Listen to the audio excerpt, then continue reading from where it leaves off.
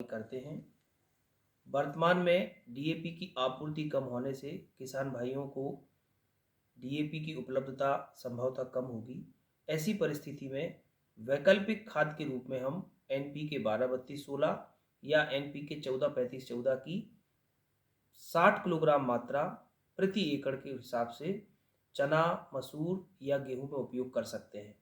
इसके अलावा जो हमारे ज़िले में खाद की उपलब्धता उसमें एनपीके एस 12-32-0-16, इसके साथ हम 1 बोरी सिंगल सुपर फास्फेट और 15 किलोग्राम म्यूरेट ऑफ पोटास को मिलाकर चना, मसूर या गेहूं की बुआई कर सकते हैं।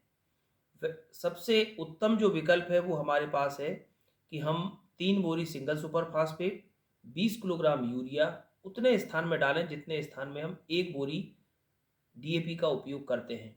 गेहूं में खास तौर से 3 बोरी single super phosphate, 20 kilogram urea और 20 किलोग्राम म्यूरेट ऑफ पोटास का यदि हम उपयोग करते हैं तो ऐसी परिस्थिति में हमें 5 से 6 प्रकार के पोषक तत्वों की उपलब्धता हो जाती है।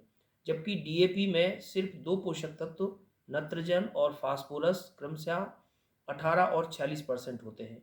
जबकि हम सिंगल सुपर फास्फेट, यूरिया और पोटास का यदि उपयोग करते हैं तो यूरिया से हमें नत्रजन, पोटास से हमें पोटास और सुपर फास्फेट से हमें फास्फोरस, सल्फर, कैल्शियम और कुछ जो हमारे अलग अलग संस्थाओं के जो उर्वरक हैं उनमें सिंगल सुपर फास्फेट में क्या नाम जिंक, बोरॉन या मैग्नीशियम भी होता है। तो ये तत्व हमें अतिरिक्त रूप में प्राप्त हो जाते हैं। तो हम अगर डीएपी की हमें उपलब्धता नहीं हो पा रही है तो ऐसी परिस्थिति में हम जो वैकल्पिक खाद हैं उनका उपयोग करें। साथ ही साथ जो हमारी जैविक खादें हैं, गोबर की खाद, केंचुआ की खाद, इसको हम लगभग 25% पोषक तत्वों की मात्रा हम इससे पूर्ति करें। जैव उर्वरक जो चने के लिए राइजोबियम, गेहूं के लिए एजेटोबैक्टर तथा आलू या अन्य सब्जियों के लिए एजोस्पाइरिलम नत्रजन के लिए आता है उसका उपयोग करें। पीएसबी कल्चर का उपयोग हम सभी फसलों में करें और जो भी हम बीज की बुआई करें उसको बीजोपचार करके बोनी का काम करें। और फर्टिलाइज़र के रूप में खासतौर से दलहनी फसलों में हम नैनो डीएपी से भी बीजोपचार कर सकते हैं। और खड़ी फसल में प्रथम बार जब हमें गेहूं में नत्रजन युक्त उर्वरक का उपयोग करना है उस समय हम यूरिया का उपयोग करें और बाद में दूसरा और तीसरा जो हमारा यूरिया का जो उपयोग है वो हम नैनो यूरिया के रूप में भी उसका उपयोग कर सकते हैं। तो हमारे पास बहुत सारे वैकल्पिक स्रोत हैं जिनका उपयोग करके हम अपने फसलों का उत्पादन बढ़ा सकते हैं।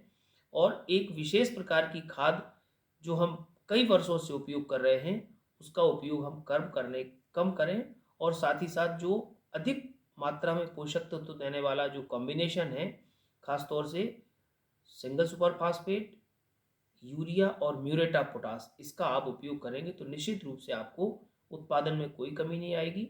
एक और भ्रांति किसान भाइयों की है कि सिंगल सुपर फास्फेट का उपयोग करने पर पौधों को देर से या ज़्यादा पानी लगाने पर सुपर का जो फास्फोरस है वो मिलता है। ये बिल्कुल सही है। जब भी हम कोई भी नत्रजन फास्फोरस युक्त उर्वरक का उपयोग करते हैं उसका ज़मीन में जो घुलनशीलता है वो 15 से 20 दिनों के बाद होती है। चाहे हम डीएपी डालें, चाहे हम सुपर फास्फेट डालें। तो आप खेत की तैयारी करते समय single super phosphate, muriate of potash और यूरिया का उपयोग करें। इसके बाद खेत की जुताई करें और रोटावेटर करें और रोटावेटर करने के बाद हम गेहूं की बुआई का काम कर सकते हैं।